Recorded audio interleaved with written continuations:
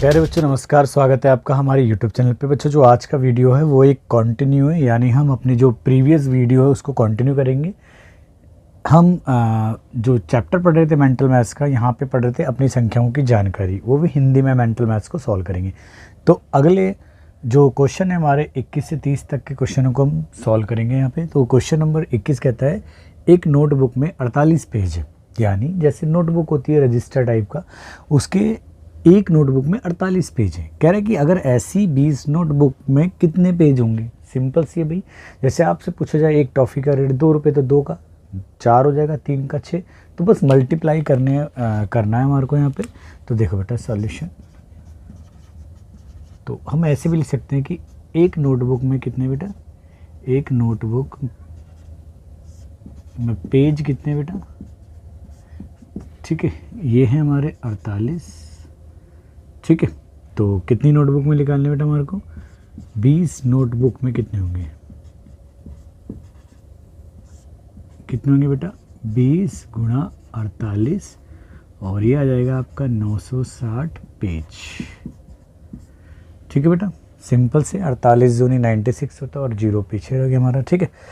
अब देखो बेटा यहाँ पे अगला प्रश्न कहता है आरोही क्रम में लिखिए। देखो आरोही क्रम का मतलब होता है बढ़ता क्रम, यानी इंक्रीजिंग ऑर्डर। इंक्रीजिंग ऑर्डर में क्या करते हैं बेटा, सबसे पहले छोटा आता है, फिर उससे बड़ा, फिर उससे बड़ा, और लास्ट में सबसे बड़ा आता है। तो यहाँ पे हम इसको नोटिस करेंगे, इसका सॉल्यूशन देखो फटाफट। तो यहाँ पे 43 79 है, और ये है 47 39, और ये है 43 97, और ये 47 93। तो इनमें सबसे अगर हमारे को लिखना है आरोही क्रम यानी बढ़ता क्रम, तो स्टार्टिंग में क्या करेंगे हम, सबसे छोटा करें। तो सबसे छोटा क्या आएगा हमारा यहाँ पे 4379, वो छोटा है हमारा किससे 4397 से, इसको 3 को सही बना देता हूँ, और वो छोटा है हमारा किससे बेटा, वो छोटा है हमारा, इन दोनों का तो हो गया यूज़ हमारा। अब रह गया हमारा 4739 और एक 4793, तो ये आएगा हमारा 4739, और वो छोटा है हमारा 4793। और अगर हम इस तरीके से देखेंगे, ये लेस देन का साइन लिखने की कोई ज़्यादा ज़रूरत नहीं है, हम ऐसे भी लिख सकते हैं 479 कॉमा लिख के, और ये 497 आ गया, कॉमा लिख के आ गया हमारा 473, ये 39 आ गया, और ये 93 आ गया हमारा लास्ट में, ठीक है। हम ऐसे भी लिख सकते हैं इसको, ठीक है। तो नेक्स्ट क्वेश्चन कहते हैं बेटा अवरोही क्रम में लिखे। अवरोही क्रम का मतलब होता है हमारा घटता क्रम, और घटते क्रम में हम क्या लिखते हैं बेटा, सबसे पहले सबसे बड़ी वैल्यू लिखते हैं, फिर उससे छोटी, उससे छोटी, और लास्ट में सबसे छोटी लिखते हैं। तो यहाँ पे हम नोट करेंगे बेटा, यहाँ पे 43,251, यहाँ है 43,521, और यहाँ 43,125, और यहाँ है 43,152। यानी 43 तो सबके अंदर ही आ रहा है, और लेकिन हमें बाद की जो 3 डिजिट वाला जो नंबर है उसमें कंपेयर करना है। तो यहाँ 251, और यहाँ 521, और 125, और 152। तो जैसा कि मैंने बताया अवरोही क्रम नाम में है हमारा कि क्या होता है घटता क्रम, लेकिन घटता क्रम में सबसे पहले बड़ा लगाते हैं। तो इनमें सबसे बड़ा कौन सा हो जाएगा बेटा, ये हो जाएगा 521 वाला, यानी 43,521। फिर उससे छोटा कौन सा आ जाएगा हमारा 43,251, ये वाला आ जाएगा हमारा। पहले पे तो ये आ गया हमारा, दूसरे पे ये आ गया, अब तीसरे पे आ जाएगा हमारा 43,152, यानी 43,152, और अगला आ जाएगा हमारा 4th नंबर पे आ जाएगा कॉमा लगा के 43,125। हम यहाँ पे इसका भी प्रयोग कर सकते हैं, साइन का कंपैरिजन का, इस तरीके से।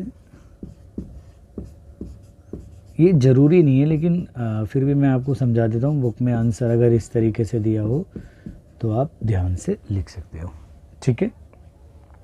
आइए बढ़ते हैं अब नेक्स्ट क्वेश्चन की ओर। कह रहे आरोही क्रम में लिखिए। मैं फिर से बता दूं, हम कई क्वेश्चनों में यूज़ कर सकें, इससे पहले वाले पार्ट में भी आरोही क्रम का मतलब वही होता है बढ़ता क्रम, यानी स्टार्टिंग करेंगे छोटे से और लास्ट में सबसे बड़ा। तो यहाँ पे है देखो 27 वाला नंबर है, एक 27, ये तो अलग हो गए, इन दोनों का कंपैरिजन अलग है, ये 26 और ये 26। तो आरोही क्रम का मतलब बढ़ता क्रम, तो सबसे पहले छोटा यूज़ करेंगे। तो यहाँ पे 24 वाले नंबर आपको दिख रहा है, तो सबसे छोटा तो यही हो गया, ठीक है। सॉल्यूशन में देखेंगे, फिर उसके बाद आएगा हमारा 26,743 आएगा, फिर आएगा इसमें 27,643 और एक है 27,634। तो कौन सा है छोटा, ये हो गया हमारा 27,634 और लास्ट में आ गया हमारा 27,643, ठीक है। साइन का भी प्रयोग कर सकते हैं हम, ठीक है ना, यहाँ पे लेस देन का, जैसे ये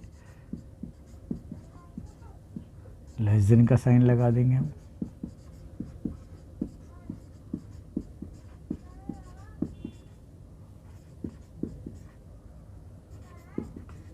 ठीक है। अगला प्रश्न है बेटा, अवरोही क्रम में लिखिए। जैसा कि यहाँ पे भी लिखा था हमने क्वेश्चन नंबर 23 में, वही वर्क करना है। अवरोही क्रम का मतलब हो गया आपका घटता क्रम, और घटते क्रम के लिए आपको पता है कि सबसे पहले स्टार्ट करते हैं बड़े से। तो चलिए इनमें बड़ा देखते हैं कौन सा। देखो यहाँ तो 15 की डिजिट आ रही है स्टार्टिंग में, और यहाँ 18, यहाँ 18। तो अब 18 वाले बड़े हो गए, तो ये 1854 है और यहाँ 1845 है। तो सबसे आ जाएगा हमारा सॉल्यूशन में, देखो बेटा पहले आएगा 1854 और यहाँ जाएगा 1845। फिर अब इन दोनों में कंपेयर करते हैं, इनमें कौन सा है बेटा 1548 या 1584 में से बड़ा है। तो यहाँ पे 1584 आ जाएगा, पहले 1584 और फिर आ जाएगा हमारा 1548, ठीक है। हम साइन भी यूज़ कर सकते हैं।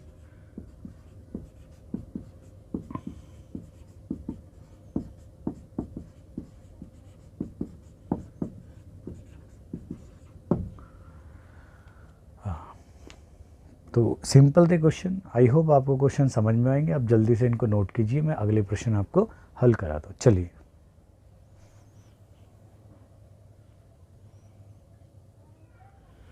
तो चलिए बेटा आपके अगले प्रश्न है क्वेश्चन नंबर 26। कहता है संख्याओं 3, 5, 7, 0 का प्रयोग करके 4 अंकों की सबसे बड़ी संख्या बनाइए। देखो बेटा मैंने वीडियो जो फर्स्ट पार्ट था इस वीडियो का, उसमें मैंने आपको 20 क्वेश्चन कराए थे। हालांकि इस चैप्टर के अंदर टोटल 40 क्वेश्चन है। उसमें मैंने आपको कॉन्सेप्ट समझाया था कि सबसे बड़ी और सबसे छोटी संख्या का निर्माण यानी बनाने के लिए क्या करते हैं। अगर हमारे पास में अंक दिए हो तो अंकों को अगर हमें सबसे बड़ी बनानी तो सबसे पहले बड़े अंक को रखेंगे, फिर उससे छोटे को ऐसे, और छोटी बनानी है तो सबसे पहले सबसे छोटे अंक को। तो यहाँ पे इन्होंने बोला है कि हमें 4 अंकों की सबसे बड़ी बनानी है। तो अब इन अंकों से हम क्या करेंगे, सबसे पहले जो बड़ा अंक है यानी बड़ी संख्या इनमें से देखेंगे वो क्या है 7 है, फिर उससे छोटा 5 है, फिर उससे छोटा 3 है, फिर ये है यानी 7530। यही राइट आंसर है। क्लियर। अब आते हैं दो संख्याओं 0, हम अंक भी बोल सकते हैं, 2 अंकों जैसे कि 0 और 1 लो। इन दोनों संख्याओं को समान आवर्ती, समान आवर्ती का मतलब होता है बेटा बराबर मतलब जो फ्रीक्वेंसी है कितनी बार लेने की, दोनों की बराबर होनी चाहिए। मतलब अगर हमने 0 को 2 बार लिया तो 1 को भी 2 बार लेंगे, है ना, इस तरीके से। तो कह रहे कि समान आवर्ती में लेकर 4 अंकों की सबसे बड़ी संख्या बताओ। अब हमें समान आवर्ती में लेने 4 अंकों की संख्या चाहिए। ये अंक 2 हैं तो हम इन 2 अंकों को या 2 संख्याओं को 2 बार ले लेंगे तो बराबर आवर्ती हो जाएगी। तो देखो बेटा अब सबसे बड़ी संख्या बनाने के लिए क्या है, तो आपको ऑब्वियसली इनमें 0 और या 1 में बड़ा कौन सा है बेटा, ठीक है। तो 1 है तो हम क्या करेंगे 4 अंकों की बनानी, तो पहले बड़े अंक को 2 बार हमने ऐसे यूज़ कर लिया और फिर ये हो गया, ठीक है। तो 1 को भी 2 बार यूज़ करा, 0 को भी 2 बार यूज़ करा, लेकिन बड़ी बनानी थी तो सबसे पहले जो बड़े अंक है 0 और 1 में से 1 है, तो ये हो गया हमारा 1100। तो यही हमारा राइट आंसर है, ठीक है। अब इसी का जुड़वा भैया एक प्रश्न आपके सामने फिर है। 2 संख्याओं 0 और 1 लेकर दोनों संख्याओं को समान आवर्ती में, वही यानी बराबर फ्रीक्वेंसी में लेकर 4 अंकों की सबसे छोटी संख्या बनाइए। तो छोटी संख्या के लिए पहले छोटे अंकों को आगे रखेंगे, लेकिन कंडीशन आपको ध्यान रखनी है कि हम 0 को आगे नहीं रख सकते। तो हम 0 को आगे नहीं रखेंगे तो पहले हम क्या ले लेंगे 1 को आगे रखने की। देखो बेटा तो हमने देखा 1 को आगे लिया, अब हमारे पास में फिर हिडन है, तो ये हो गया हमारा, ठीक है, 1001 हो गई। ठीक है बेटा, चलो नेक्स्ट क्वेश्चन की और चलते हैं बेटा। ये कहता है रोमन काउंटिंग में या रोमन प्रणाली में लिखिए। हमने बहुत अच्छी तरीके से सीखा था बेटा। यहाँ देखो ये L हो गया हमारा 50 को रिप्रेजेंट करता है। अब हमारे पास में जैसे हमने 50 तो लिख दिया, अब 80 के लिए हमारे को 1 10 2 10 और 3 चाहिए। ठीक है, 3 10 यानी जब तो 30 हो रहेगा।